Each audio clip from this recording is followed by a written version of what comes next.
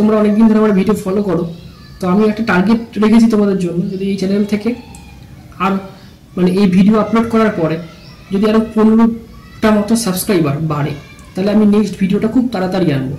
তো তোমরা please subscribe করে দিও। আর আজকের ভিডিওটা খুবই ইম্পর্টেন্ট হতে চলেছে এসবিআই ক্লার্কের মেন্সের টিপস নিয়ে, তো অবশ্যই ভিডিওটা শেষ অবধি দেখবে। আইবিপিএস, পিও এবং ক্লারিক্যালের আজকে রেজাল্ট আউট হয়েছে। তো যাদের সিলেকশন হয়েছে তাদের সবাইকে কংগ্রাচুলেশন। যাদের কোয়ালিফাই করতে পারোনি তাদের ভেঙে পড়ার বা হতাশ হওয়ার কিছু নেই। সামনে এসবিআই ক্লার্কের মেন্স আছে এবং তারপরে কিছুদিন পর থেকে তো আবার ব্যাংকিংয়ের যে আইবিপিএস এর শিডিউল আছে সেগুলো অনুযায়ী পরীক্ষা শুরু হয়ে যাবে। তো এটাতে ভেঙে পড়ার কিছু নেই, সামনে টার্গেটটাকে ফিক্সড করে কিন্তু এগিয়ে যেতে হবে। তো আমি এসবিআই ক্লার্ক মেন্সের লাস্ট মিনিট সম্পর্কে কিছু কথা বলবো আর কি। তো সেটা নিয়ে আজকে গোটা ভিডিওতে আলোচনা করব। যারা এসবিআই ক্লার্কের মেন্স দিতে যাচ্ছ তাদের জন্য কিন্তু ভিডিওটা খুব গুরুত্বপূর্ণ হচ্ছে। তো সবাইকে বলবো ভিডিওটা অবশ্যই শেষ অবধি দেখবে, আর চ্যানেলে নতুন হলে অবশ্যই চ্যানেলটিকে সাবস্ক্রাইব করবে, আর ভিডিও ভালো লাগলে অবশ্যই একটা লাইক করবে। দেখো, এসবিআই ক্লার্কের মেন্স সম্পর্কিত নানা ধরনের ভিডিও তোমরা ইউটিউবে দেখতে পাবে, ঠিক আছে? লাস্ট মিনিট টিপস বলে যদি তুমি সার্চ করো প্রচুর ভিডিও দেখতে পাবে, কিন্তু এই ভিডিওটা কেন সব থেকে আলাদা সেটা তুমি যদি শেষ অবধি দেখতে পারো তাহলে বুঝতে পারবে। দেখো, একটা জিনিস বুঝতে হবে যে এসবিআই ক্লার্কের প্রিলিমিনারি যে কাট অফটা রিলিজ হয়েছে, ঠিক আছে, তাতে দেখা যাচ্ছে যে বিগত কয়েক বছরে ওয়েস্ট বেঙ্গলে সাধারণভাবে যে কাট অফটা যায়, ঠিক আছে, তার থেকে কিন্তু অনেকটাই কম কাট অফ গেছে। তার মানে এটা বোঝা যাচ্ছে যে সামনে এসবিআই ক্লার্কের মেন্সের ক্ষেত্রে যে অপরচুনিটি তোমরা পাচ্ছ সেটা কিন্তু একটা বিশাল বড় অপরচুনিটি, যেটা কিন্তু তোমরা ঠিক মতো করে প্রিপারেশনটাকে আরো ব্রাশ আপ করতে পারো বা আরেকটু তোমরা প্রিপারেশনটাকে একটু মজবুত করতে পারো, তাহলে কিন্তু তোমরা ফাইনাল যে সাকসেসটা সেটা কিন্তু পেতেই পারো। সেখানে না পাওয়ার মতো কিন্তু কোনো কারণ থাকবে না। তাই প্রথমেই বলবো যে টপিকগুলো রয়েছে, মানে যে সমস্ত সাবজেক্টগুলো রয়েছে সেগুলোকে শেষ মিনিটে কিন্তু তোমাদেরকে আরো ভালো করে রিভিশনটা দিতে হবে। এই রিভিশনটা কিন্তু বেশি সবথেকে গুরুত্বপূর্ণ। কিছু টিপস, লাস্ট মিনিট টিপস হিসেবে আমি বলবো, যে কাজগুলো তোমরা পরীক্ষার সময় গিয়ে করবে, পরীক্ষার হলে বসে করবে, দেখবে তোমরা কিন্তু তোমাদের এক্সামটা ভালো হবে। দেখো, কিছু জিনিস থাকে, কিছু ইম্পর্টেন্ট জায়গা থাকে একটা পরীক্ষাকে ভালো থেকে খুব ভালোতে পরিণত করার বা মডারেট লেভেল থেকে খুব ভালোতে পরিণত করার জন্য কিছু টিপস থাকে, ঠিক আছে? হয়তো অনেক ক্ষেত্রে তোমরা দেখবে তোমাদের প্রিপারেশন খুবই ভালো আছে, কিন্তু কিছু একটা ভুল তোমাদের এক্সাম হলে গিয়ে ঘটে গেল, যার ফলে হয়তো তোমাদের খুব ভালো প্রিপারেশন থাকা সত্ত্বেও সেই এক্সামটা ক্লিয়ার হলো না। তো সেই টপিকগুলো, সেই টিপসগুলো কিন্তু তোমাদেরকে মাথায় রাখতে হবে। দেখবে এগুলো যদি আমরা পরীক্ষার হলে বসে ফলো করতে পারো না, তাহলে অটোমেটিকভাবে তোমাদের ক্লিয়ার করার চান্সেস তো বাড়বেই এবং পরীক্ষাটা খুব ভালো হবে। ফার্স্ট অফ অল আমি সেটা সাবজেক্ট ধরে ধরে বলছি। প্রথমে রিজনিং এর কথা বলবো। তোমরা দেখতে পাবে রিজনিং এর ক্ষেত্রে মূলত এই জিনিসটা খুব ইম্পর্টেন্ট হয় রিজনিং এর ক্ষেত্রে এবং কোয়ান্টের ক্ষেত্রে, মানে কোয়ান্টিটিভ অ্যাপটিটিউড এবং রিজনিং এর ক্ষেত্রে। রিজনিং এর ক্ষেত্রে তোমরা দেখতে পাবে এক্সাম সেন্টারে গিয়ে অনেকগুলো পাজল থাকবে, ঠিক আছে? তোমাদের এই পাজল চুজ করার ব্যাপারে না তোমাকে একটু ধৈর্য ধরে, একটু মাথায় ক্যালকুলেশন করে তোমাকে চুজ করতে হবে। দেখা গেল তোমার প্রথমে রিজনিং এলো, তুমি এমন একটা পাজল ধরলে যেটা ধরে তুমি কমপ্লিট করতে পারলে না, তোমার টাইমটা ওয়েস্ট হয়ে গেল, তখন কিন্তু অন্য প্রশ্ন যতই ইজি থাকুক, যতই ডুয়েবল থাকুক, তোমরা কিন্তু করতে পারবে না। যার ফলে রিজনিং সেকশনটা তো খারাপ হবেই হবে, সাথে অন্যান্য সেকশনগুলো কিন্তু তার উপর একটা এফেক্ট ফেলবে। তাই জন্য বলবো পাজল সিলেকশনের ক্ষেত্রে একটু তোমরা ক্যালকুলেট করে, একটু ভাবনা চিন্তা করে তোমরা শুরু করবে। ফার্স্ট প্রশ্ন হলো দেখলাম, বা তুমি হয়তো সিটিং অ্যারেঞ্জমেন্ট করেছো সার্কেল রিলেটেড, বা তুমি একটা রেক্ট্যাঙ্গুলার টেবিল রিলেটেড তুমি সিটিং অ্যারেঞ্জমেন্ট করেছো, পরীক্ষায় দেখলে এসছে, শুরু করে দিলে, সেখানে গিয়ে তুমি 10-15 মিনিট 20 মিনিট ওয়েস্ট করে দিলে, এটা কিন্তু করো না।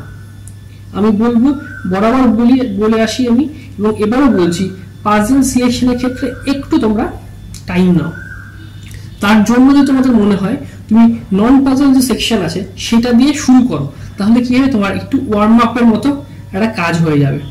তুমি যদি ব্লাড রিলেশন বা কোডিং ডিকোডিং, ইনপুট আউটপুট এই বিষয়গুলো দিয়ে শুরু করো একটু ডিফারেন্ট ওয়েতে, তাহলে দেখবে পাজলটাও কিন্তু তোমাদের চুজ করার ক্ষেত্রে একটা হেল্পফুল হবে। কারণ কি, তখন তোমার একটা মাথা কিন্তু একটা কাজ করা শুরু করে দেবে।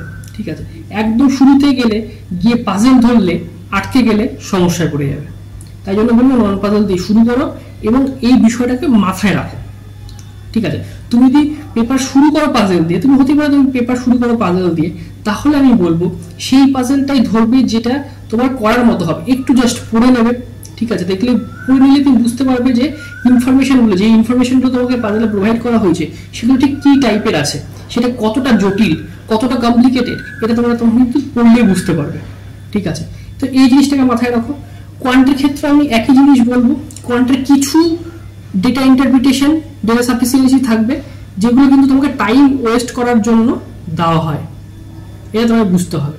ঠিক আছে, কিছু ডেটা ইন্টারপ্রিটেশন থাকবে যেগুলোর ক্যালকুলেশন প্রচুর থাকবে, তুমি যদি এটা ধরে ফেলো তাহলে তুমি তাদের ফাঁদে পা দিয়ে দেবে। তো তুমি কোন ডেটা ইন্টারপ্রিটেশনটা ধরবে, কোন টপিকটা দিয়ে শুরু করবে, এটা কিন্তু বোঝাটা একজন মেন্সের অ্যাসপিরেন্টের কাছে সব থেকে বেশি জরুরি। কোশ্চেন সিলেকশনটা, এটা কিন্তু খুব খুব ইম্পর্টেন্ট। তাই জন্য কোশ্চেন সিলেকশনের ক্ষেত্রে মনোযোগ দাও, কোশ্চেন সিলেকশনের ক্ষেত্রে একটু চুজি হও। ঠিক আছে, কারণ শুধুমাত্র তুমি প্রিপারেশন প্রচুর করলে, প্রচুর পড়াশোনা করলে তাহলে কিন্তু হবে না। ঠিক আছে, একটু কোশ্চেন সিলেকশনের জন্য নজর দিতে হবে। এবার চলে আসি ইংলিশের ক্ষেত্রে। ইংলিশ হচ্ছে এমন একটা বিষয় থাকে যে তোমার যদি রিডিং স্কিল ভালো থাকে, রিডিং স্কিলের উপর ডিপেন্ড করে তুমি ব্যাংকিংয়ের মেন্সের ইংলিশ বা এসবিআই ক্লার্কের মেন্সের ইংলিশটা কিন্তু তোমার ব্যাংকিং মানে তোমার রিডিং স্কিলের উপরে বেস করে তুমি ক্লিয়ার করে ফেলতে পারবে। তাই জন্য রিডিং কম্প্রিহেনশন এই শেষ করা দিনে রিডিং কম্প্রিহেনশন একটা দুটো করে প্র্যাকটিস করো, মেন্স লেভেলের অবশ্যই করবে। একটু ইকোনমি বেসড যদি পাও তাহলে খুবই ভালো হয়। বিশেষ করে তোমরা যে মকগুলো দিচ্ছ, ঠিক আছে, হতে পারে কিছু পুরোনো মক দিয়েছো, আরআরবি পিও লেভেলের দিয়েছো, আইবিপিএস পিও লেভেলের দিয়েছো, এই ধরনের যদি মক তোমরা পাও, মকে যে মকগুলো তোমরা আগে দিয়ে এসেছিলে সেখানকারও যদি একটু বেশি পুরোনো দিনের, মানে বেশি আগে যেই মকগুলো দিয়েছিলে সেখানে গিয়ে আমরা ভুলে যাবো স্বাভাবিকভাবে। যেটা ধরো তুমি 5 মাস আগে বা 4-5 মাস আগে যে মেন্সের মক দিয়েছিলে সেটা রিডিং কম্প্রিহেনশন কি ছিল সেটা মনে রাখাটা সম্ভব নয়, মানে মক টেস্টের কথা বলছি। তুমি যদি সেই মকটাকে তুমি আবার একবার দাও তাহলে কিন্তু তোমার একটা প্র্যাকটিস হয়ে যাচ্ছে। তো এটাকে তোমরা ফলো করতে পারো। পাশাপাশি যেটা থাকে প্যারাফিলার থাকে, ঠিক আছে, তারপরে ডাবল ফিলার থাকতে পারে। তো এই বিষয়গুলো যেগুলো থাকবে, তারপরে কলাম এ কলাম বি যে ম্যাচ করানোর যে বিষয়গুলো থাকে সেগুলো, হ্যাঁ, এই বিষয়গুলো যদি তোমাদের থাকে তোমাদের কিন্তু করতে হবে। তো এই বিষয়গুলোর উপর একটু জোর দেবে। এবার চলে আসো কারেন্ট অ্যাফেয়ার্স বা জেনারেল অ্যাওয়ারনেসের যে ব্যাপারটা থাকে। কারেন্ট অ্যাফেয়ার্স বা জেনারেল অ্যাওয়ারনেস নিয়ে নতুন করে কিছু বলার নেই। যারা বেশি রিভিশন দেবে, যার যত বেশি রিভিশন হবে, যে যত বেশি রিভাইজ করতে পারবে তার বেশি সব থেকে অপরচুনিটি থাকবে বেশি অ্যাটেম্প করার। তবে আমি একটা কথা বলবো, এসবিআই ক্লার্কের মেন্সের ক্ষেত্রে কারেন্ট অ্যাফেয়ার্স তুমি 5 মাস বা 6 মাস তুমি যেটাই কভার করো না কেন সেটাকে পুরোপুরি রিভিশন দিয়ে ফুল রেডি রাখো এবং বেশি অ্যান্সার করতে হবে এই মাথায় নিয়ে টার্গেটটা নিয়ে যেও না। ঠিক আছে, আমাকে কারেন্ট অ্যাফেয়ার্স আমি পড়েছি, আমার প্রিপারেশন ভালো আছে, তার মানে আমাকে আউট অফ 50 আমাকে 35-40 অ্যাটেম্প করতে হবে, এটা কোথাও লেখা নেই। ঠিক আছে, এটা কোথাও লেখা নেই। তোমার অ্যাটেম্প 25ও ভালো হতে পারে বা 27ও ভালো হতে পারে, কিন্তু তোমাকে যে কটা করবে সে কটা যেন অ্যাটেম্প ঠিকঠাক হয়। ঠিক আছে, বেশি অ্যাটেম্প করার চক্করে তুমি জানা জিনিস ভুল করে এলে এটা কিন্তু করো না। ঠিক আছে, বেশি অ্যাটেম্প করতে হবে বলে তুমি গেস করে চলে এলে এটাও কিন্তু করো না। ঠিক আছে, তাই জন্য বলবো বেশি অ্যাটেম্প নয়, তুমি যে কটা অ্যাটেম্প করবে সেটা যেন ঠিক হয়। ঠিক আছে, ঠিক আছে, কাট অফ মেন্সের কমবে।